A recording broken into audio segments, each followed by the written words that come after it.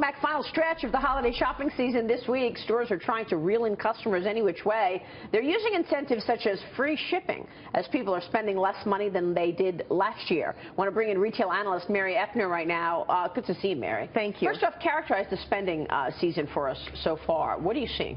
After Black Friday, it died. Is that right? Yes, Wow. It's been very lackluster. And so stores are panicking, and they're offering discounts that I haven't seen in over 5 years.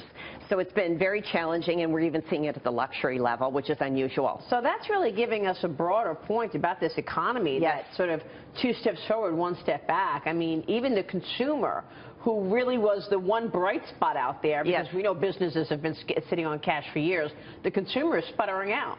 Yes, well, the other thing is they've been trained to wait. So even if they were going to spend, they're going to wait until the last 4 or 5 days before Christmas.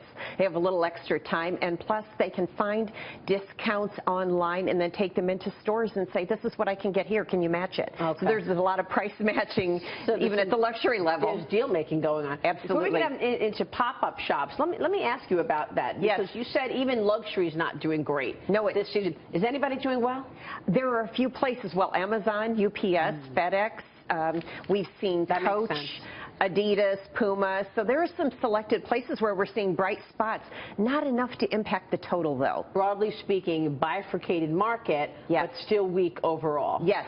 That's what we've seen thus far. Now, it can change between now and the end of the year because, again, customers are waiting. And these last 5 days are really important, especially for moderate stores like Macy's and Kohl's and JCPenney. So online companies, startups, brick and mortar retailers, they're using this pop-up store theme, testing the market, meeting demands of a specific location. What is a pop-up store, first of all? So a pop-up store is simply really what it says. It just pops up. It's just put in place for a short time. It can be to test the validity of the concept, or it can be just to get their product out there if it's an online resource. A lot of times they can't tell if the customer will really like the product, so they like to have a store like this in order to get, hopefully, more business and funding from a potential investor. Who's doing it, and is it important? I mean, is this really making a difference for these retailers? Well, it is for the retailers who are trying it. Remember, there have been a lot of barriers to entry for these brands because they couldn't get their brands into big department stores because they weren't big enough and they couldn't handle it. So this is a way for them to do it. So collectively, it's difficult to tell because they're privately held, so we don't get numbers on it. But it's making a difference because at least we get to see them, the product in person. I feel like celebrities have done a couple of pop-up shops. Like I know Sarah Jessica Parker, then there's rapper and clothing designer Kanye West. He opened 21 temporary storefronts around the world for a few days.